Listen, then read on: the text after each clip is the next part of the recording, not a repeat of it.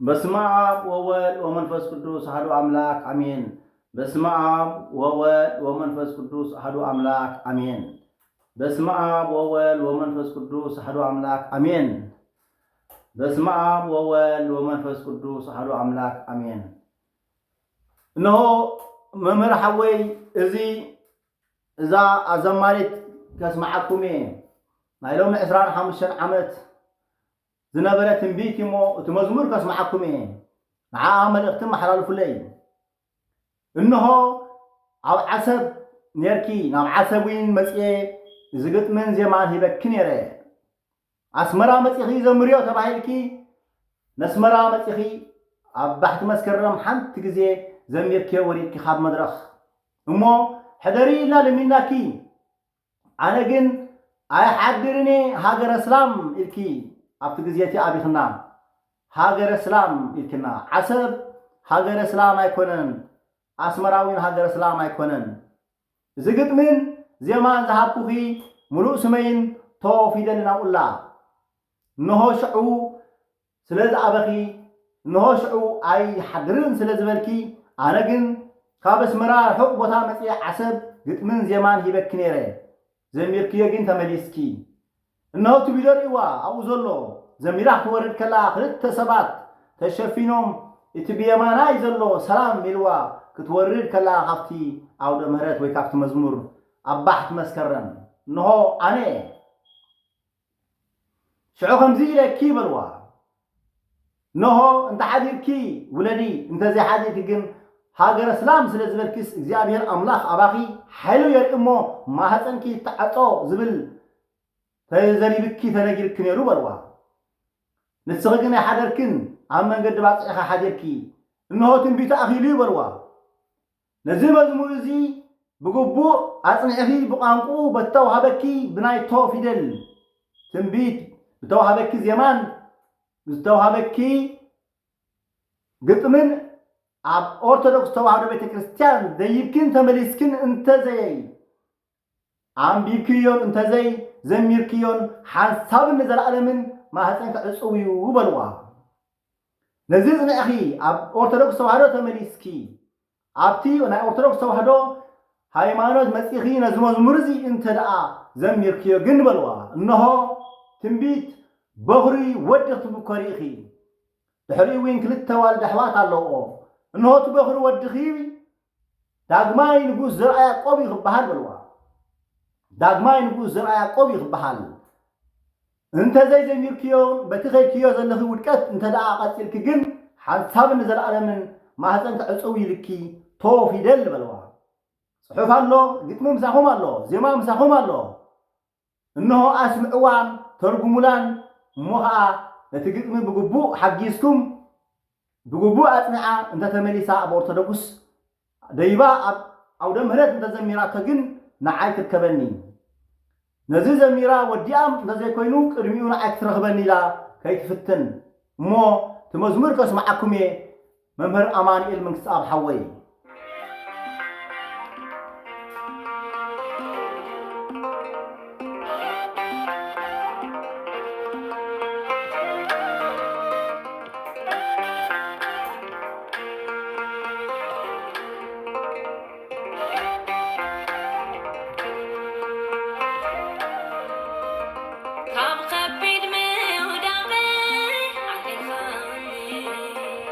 كم عابي قاشغا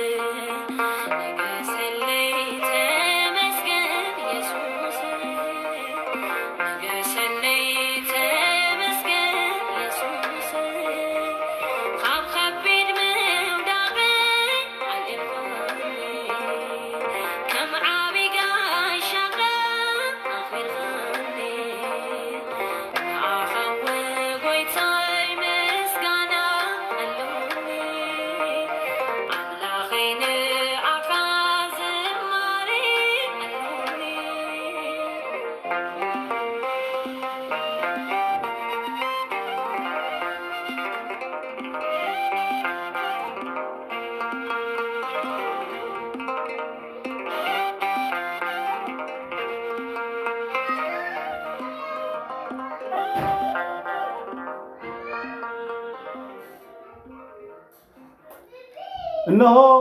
እዚዩ እቲ መልእኽቲ መምህር ሓወይ ምክንያቱ እሳ ዘይትፈልጦ ክትከውን ትኽእል እያ። ኦርቶዶክስ ተዋህዶ ቤተክርስቲያን እምነት ካብ ኢታሊ ወፂኡ እሱ ከዓ ንዓሰብ ካብ ዓሰብ ቀይሕ ባሕሪ ኣትዩ ኣስመራ ይደይቡ ባህርያቆስ ይትይዎ በልዋ ካብ ሰሜን ንደቡብ ደኣ ኦርቶዶክስ ተዋህዶ መፅኡ እምበር ካብ ደቡብ ንሰሜን ኣይኮነን በልዋ። ባህርያቆስ ባሕሪ ተሳጊሩ ኦርቶዶክስ ተዋህዶ ኤርትራ የእትዩ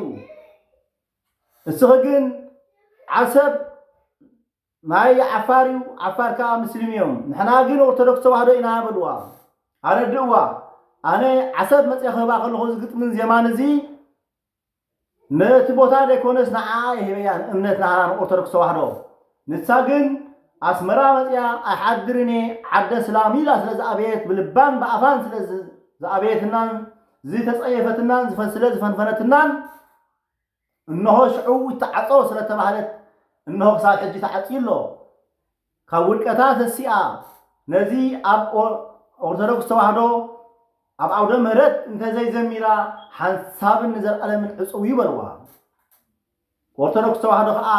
كاب روما كاب إيطاليا مصيو بحري ببحريا قوس بإرترا غيرو نقسم كاب أقسم نافتي ساتولا عدا نإثيوبيا دا أتيمبر كاب إثيوبيا نابانا زمص ነገር የለን بلوا ስለዚህ እምነት አሙላ ዓለም ኦርቶዶክስ እንተኮይኑ ኣብ ዝኾነ ይኹን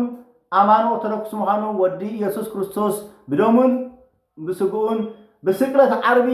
ብትንሣኤ ክርስቶስ ድሕኑ ኣንበር ቦታን ዓልየትን ዓጽምን ሕብርን ኣይፈልን እዩ በልዋ ነዚ ኣረዲኹም እቲ ግጥሚ ምሳኹም ከም ዘሎ ርግፀኛ እየ ተወፊደል ኣውለኩም إتا زمرت الله أبسمرا فيديو مسحهم كم زلار قصنيا توم كلتا سب تشفينهم توريد كلا هم كاب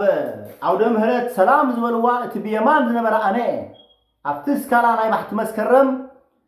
أنا تشفينه بيمانا إلي سلام إليا شعو يتعطو انت زي حاجة كسلة تبعلت أبوكت كي تولدي سلة تبعلت إنه تتسيع كتولد يا ندحر تمني ساعة تولد يا أي من السنين تلاقين نجروا تنبيتو أخيليو إنه إسران حموشر عملت كوينوس إسران شني تغيزلو أمو أمينة حراين تلا نزمز مرزن تزميرا تزمرتو أو دمهرت بعلهم فيديو قديحهم سلو لي إنه بحليو نعيك ترخبني بخميك تولد كم تخلوين مس إجابة أملاح كتماخرن كتزاربن كتصلين تخليا እንደዛይ ኮይኑ ግን ኣነ ይኮንኩን እቲ ትንቢት ኣብ ትንቢት ተውፊት ዘሎ እሱ በቲ ትንቢት ከተዓጽ ይኽንበር ብሰብ ኣይኮነን በልዋ ኣነ ከማኺ ወዲ 9 ወርሒ ሰብ እየ ከማኺ ኣማኒ ኦርቶዶክስ እየ ግን ትንቢት ኣብቲ መፅሓፍ ኣብ መፅሓፈ ተውፊት ቶፊደል ዝብል ይበልዋ ንቶፊደል ምስጢራ ዘርዚሩ ብተግባር ዘርአየ ሰብ ግን እሱ ክትወልዲ ምዃንኪ ክነግረኪ እዩ ምስጢራ ዘርዚሩ ብተግባር ከሪአኪ በልዋ እንድሕር ዘይረአየኪ ግን ኣይትወልድን ኢኺ በልዋ እሱ ከዓ ግልግፀኛ ኮይነ ክነግራ ብተግባር ውን ከሪአ እዩ እሞ ክብሪ ንእግዚአብሔር ኣብ ንእግዚአብሔር ወልድ ንእግዚአብሔር መንፈስ ቅዱስ ክብሪ ውን ነታ ቅድስት ድንግል ወላዲተ ኣምላኽ ይኹን ኩሎም ጻድቃን ነቢያት ሐዋርያት ሰማዕታት ይኹን ክብርን ምስጋናን ንኹሉ ኣብ ዓለም ዘሎ ኦርቶዶክስ ተዋህዶ ቤተክርስትያን ይኹን ነቲ ብሃይማኖት ዝጸንዐ موما مرحوي أبصرتكم ذكرني صدق እግዚአብሔር አምላክ ምሳኹም ምሳይ ምስ ኩሉ ኦርቶዶክስ ተዋህዶ ቤተክርስቲያን ይኹን አሜን